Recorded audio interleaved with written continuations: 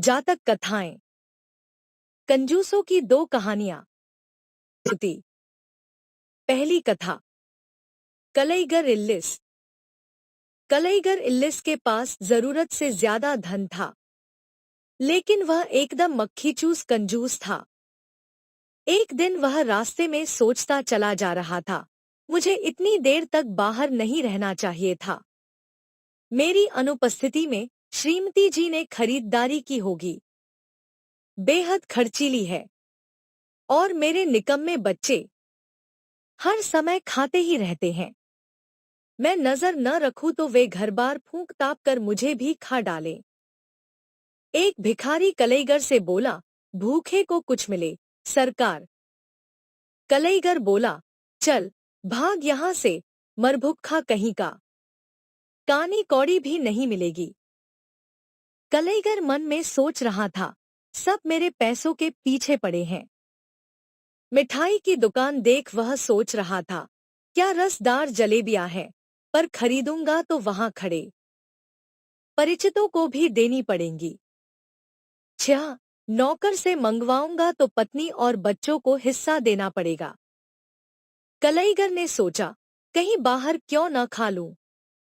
वह नौकर से बोला, मिठाई की दुकान से जलेबी ले आओ।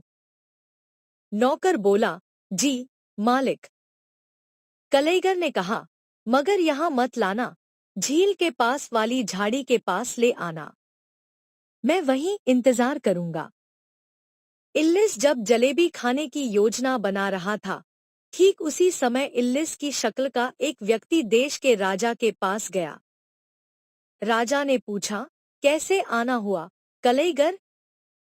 व्यक्ति बोला, महाराज, आपकी आज्ञा प्राप्त कर अपना कुछ धन दान करना चाहता हूं। राजा ने चौंक कर कहा, क्या? राजा बोला, तुम धन दान करोगे? व्यक्ति बोला, जी महाराज, जमाखोरों का धन किसी के भी तो काम नहीं आता। राजा आश्चर्यचकित हो बोला, जरूर दान दो। एक दरबारी ने कहा, देश का सबसे बड़ा कंजूस धन दान करेगा। वाह वाह। राजा बोला, चमत्कारों का अंत नहीं। फिर वह आदमी इल्लिस के घर गया और उसके नौकर से कहा, एक बदमाश मेरा रूप धरकर घूम रहा है। उसने कहा, अगर यहां आए तो मार पीट कर दूर भगा देना। नौकर बोला, जी मालिक। फिर वह आदमी इल्लिस के घर के अंदर गया और इल्लिस की पत्नी से बोला, इल्लिस की पत्नी होकर तुम ऐसी फटेहाल, बड़े शर्म की बात है।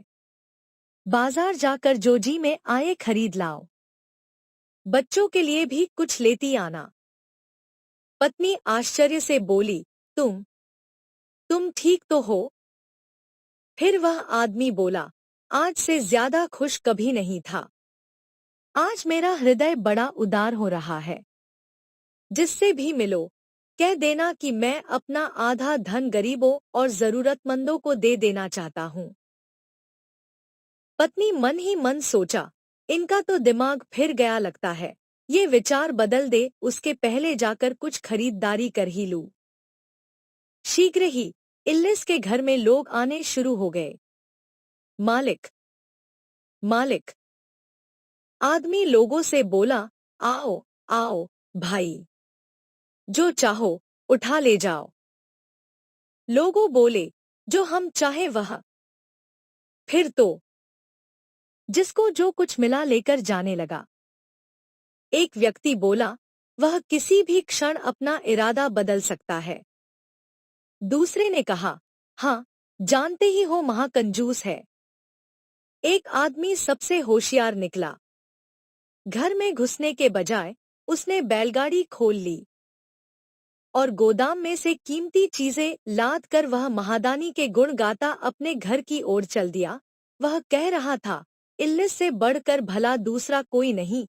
बैलों की शानदार जोड़ी और गाड़ी भर माल। वाह री किस्मत। इल्लिस 1000 बरस जिए। झाड़ियों में छुपकर जलेबी खाते इल्लिस के कानों में ये आवाज पड़ी तो वह चौंक कर बोला, कोई मेरे गुण गा रहा है। इल्लिस सोचने लगा, कौन होगा भला यह? बैलगाड़ी वाला बोला, इल्लिस महान है। इल्लिस ने बैलगाड़ी वाले से कहा, धन्यवाद, भले आदमी। तुम्हें आदमी की सच्ची परख है। बैलगाड़ी वाला बोला, ठीक कहते हो, मैं तो एक निगाह में आदमी पहचान लेता हूँ। तभी इल्लिस चौंक कर बोला, मेरे बैल, मेरी गाड़ी, मेरी चीजें, चोर। बैलगाड़ी वाला गुस्से में बोला, खबरदार, जो मुझे चोर कहा तो। और उसे डंडा मारकर कहा, मुझे यह सब दयालु इल्लिस ने खुद दिया है। इल्लिस बोला, यह झूठ है, मैं खुद इल्लिस हूँ। बैलगाड़ी वाला बोला, तुम तो कोई ठग लगते हो। इल्लिस बैलगाड़ी के पीछे चिल्लाता भागा, रुको, चोर, चोर। इल्लिस सोचने लगा, घर भागूं, पता नहीं वहां क्या आफत आई है। घर का नजारा देख वह चिल्लाया, अरे ठहरो, क्या करते हो? इल्लिस नौकर से बोला, उन्हें रोको। नौकर बोला, यह वह ठग होगा जिसके लिए मालिक ने हमें सावधान किया था। फिर तो नौकरों ने इल्लिस की तगड़ी थुकाई कर दी। वह चिल्लाता रहा, अरे क्या गजब कर रहे हो? घर में वापस रखा, यह सब मेरा है। इल्लिस बोला, तुम सबको किए का फल भुगतना होगा। मैं राजा के आदमी लेकर आता हूँ। इल्लिस महल की ओर भागा और राजा से जाकर कहा, महाराज, मैं लूट रहा हूँ, लोग मेरा माल उठाए लिए जा रहे हैं। राजा ने कहा, लेकिन कलईगर, तुम खुद ही तो मेरी अनुमति लेने आए थे कि अपना धन दान करना चाहते हो। इल्लिस बोला, महाराज, आपने कभी मुझे दान करते देखा है? जरूर कोई ठग मेरा रूप धर कर आया होगा। राजा ने कहा, तो उसे यहाँ बुलवाना होगा। जब दूसरा व्यक्ति महल में लाया गया तो राजा तथा सभी दरबारी अचरज से देखते रह गए। दोनों हूबहू एक जैसे लगते थे। राजा ने पूछा, तुम में से असली कौन है?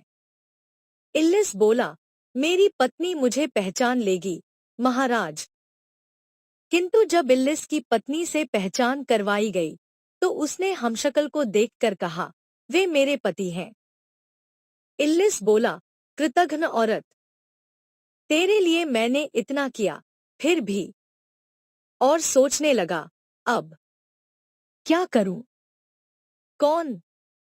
अच्छा, मेरा नाई मुझे पहचान लेगा।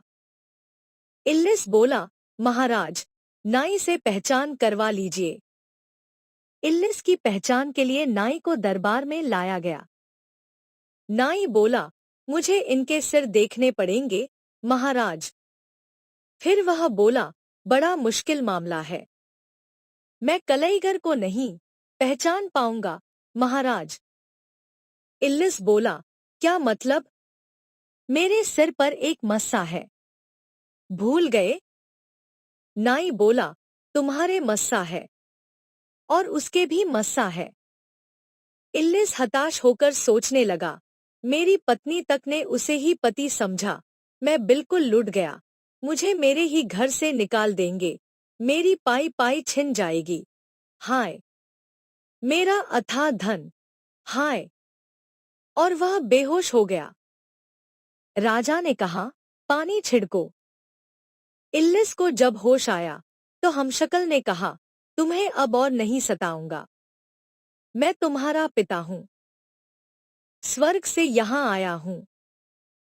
इल्लिस चौंक कर बोला, पिताजी। पिता बोले, तुम्हारे पास जो धन है वह सब मेरा है। मैंने हमेशा गरीबों और जरूरतमंदों की मदद की थी, लेकिन तुमने सारा धन ताले में बंद कर रखा है जो किसी के काम में नहीं आता। तुम ऐसी मूर्खता करते रहे तो मैं अपना सब धन ले लूंगा। इल्लिस बोला, ऐसा अब नहीं करूंगा, पिताजी, एक मौका दीजिए। फिर इल्लिस के पिता स्वर्ग वापस चले गए और इल्लिस अपने घर आ गया, एक दयालु और उदार व्यक्ति बनकर। कथा समाप्त हुई। दूसरी कथा, महाकंजूस कोसे। पुराने जमाने में कोसे नाम का एक महाकंजूस था। वह राजा का खजांची था। एक दिन घर जा रहा था। एक आदमी को पूड़े खाते देख वह सोचने लगा, वह पूड़े खा रहा है, कितने दिन हो गए मैंने पूड़े ही नहीं खाए। पत्नी से कहूंगा, बनाएगी, लेकिन खर्चा। जब कोसिया घर पहुंचा तो पत्नी ने पूछा, उदास लगते हो, क्या बात है? कोसिया बोला, कुछ नहीं। पत्नी ने कहा, बताओ ना, क्या हुआ? किसी कारण तुमसे राजा नाराज हो गए हैं? कोसिया बोला, नहीं। पत्नी बोली, किसी नौकर ने तनख्वाह बढ़ाने को कहा है? कोसिया बोला, नहीं भई, वे सब बड़े भले लोग हैं। पत्नी ने पूछा, तो फिर बात क्या है?